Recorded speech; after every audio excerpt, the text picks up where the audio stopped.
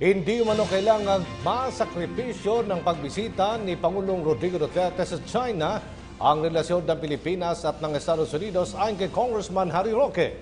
Positibo ang mambabatas na magiging matagumpay ang state visit ng Pangulo lalo pa tatalakayin dito ang pagpapabuti ng bilateral relations ng China at Pilipinas, gayon din ang kapakanan ng mga Pilipinong mangingisdang apektado ng territorial dispute sa West Philippine Sea. Si Joy Gumatay sa detalye.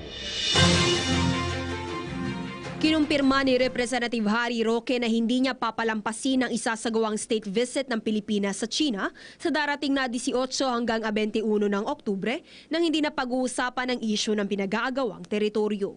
Ito ay matapos matanggap ang balitang kasama siya sa piling opisyalis ng pamahalaan na magiging katuwang ni Pangulong Rodrigo Duterte sa paglalatag ng mga usaping may kinalaman o nakakaapekto sa bilateral relationship ng dalawang bansa. If President Duterte will not talk about Scarborough, I will. I have talked about Scarborough to the Chinese ambassador. I have talked about Scarborough to the deputy ambassador.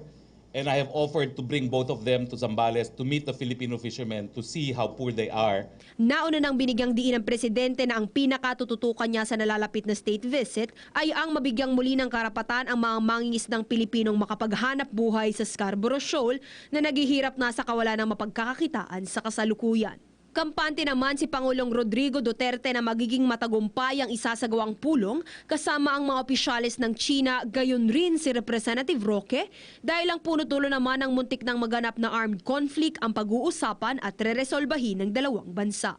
This official trip to China is intended to enable an agreement that would allow joint fishing already in Scarborough. Kasi pag na-resolve mo yung issue ng Scarborough, everything else can follow. Pero nilinaw ng mambabatas na hindi kailangang maisakripisyo ang malakas na relasyon ng Pilipinas at Estados Unidos sa ating pakikipagkasundo sa China. So Duterte saying, oh, I think we should be more friends with you rather than the US. Sige na, hayaan mo na yung mga mangingisda kung mangingisda and we can discuss everything else later. Sa mga Amerikano naman, huwag kayong magalit. Nandyan pa naman yung VFA nyo, nandyan pa naman yung EDCA nyo. You have no basis to complain. Para sa PTV News, Joy Gumatay.